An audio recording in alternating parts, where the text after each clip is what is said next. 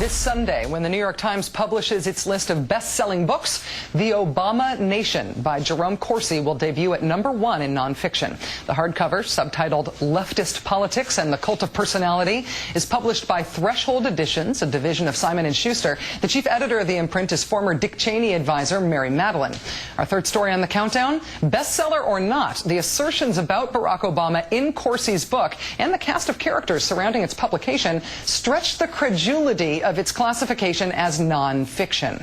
If the name Jerome Corsi is familiar to you, it's probably because of his role in concocting wild lies about John Kerry's war record in 2004. Corsi's previous bestseller, Unfit for Command, was a foundation for the scurrilous but politically effective Swift Boat campaign against Kerry. You may also remember Corsi's apology for using the word raghead to describe Muslims on the website Free Republic. He also apologized for using the phrase boy bumpers, though I still have no idea what that was all about.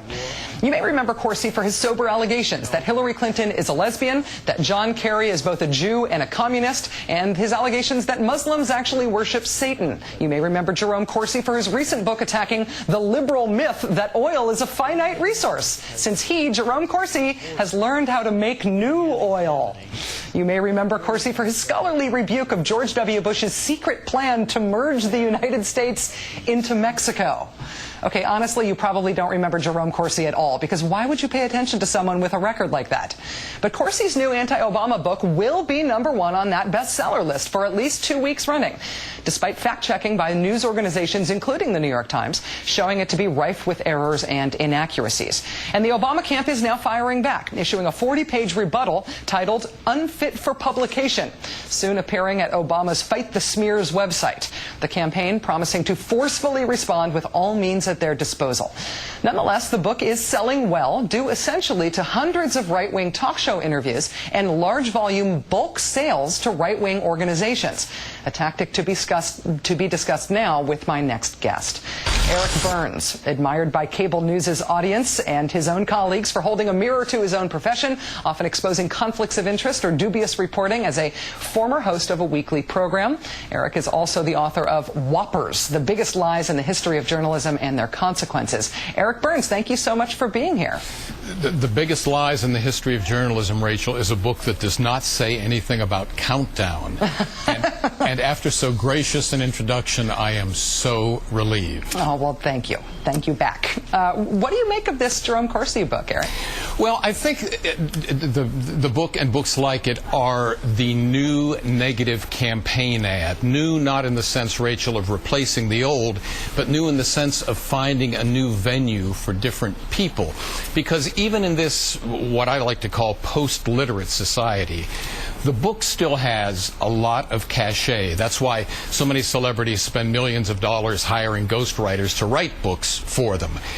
Something in a book has more cachet, has more inherent believability than a blog.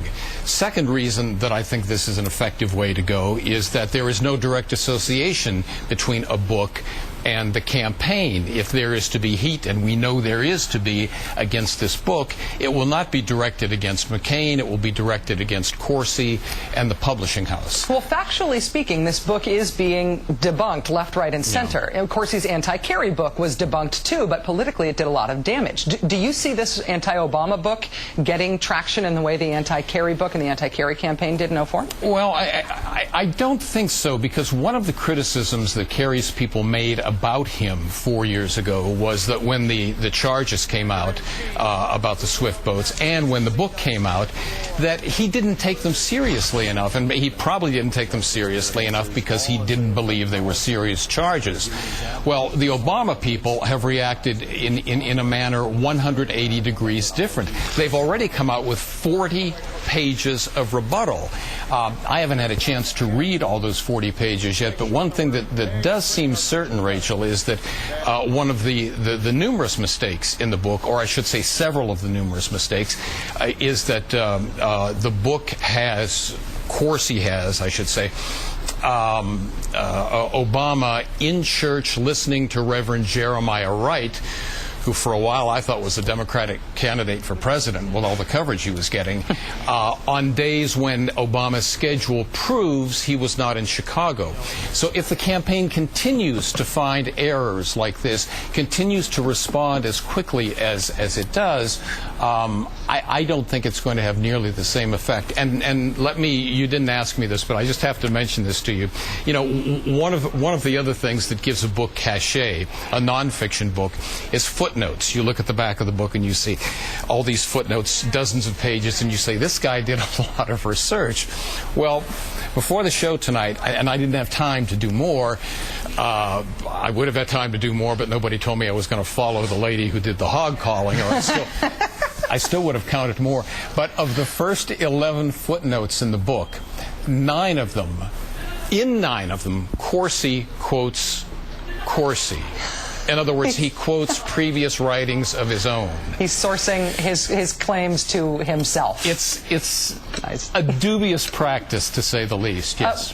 Eric, let me ask you about one aspect of this, how this got to be #1 in the bestseller list. The New York Times front-paged an article this week about this book hitting its own bestseller list. In that article, they debunked many of the book's claims, and they interestingly attributed the success of the book in part to what they said, quote, was a large volume of bulk sales. What does that say to you? Very important. Bulk sales means that instead of an individual going into a store to buy a book, an organization buys dozens of books, hundreds of books, maybe even thousands of books. What this means is that the whole picture of the book's popularity is skewed.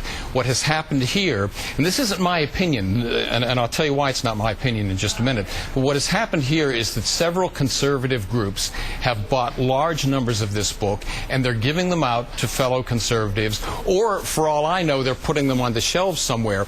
The New York Times, recognizing this, will put the book at #1 on the bestseller list this week with a dart next to it. The dart means bulk sales.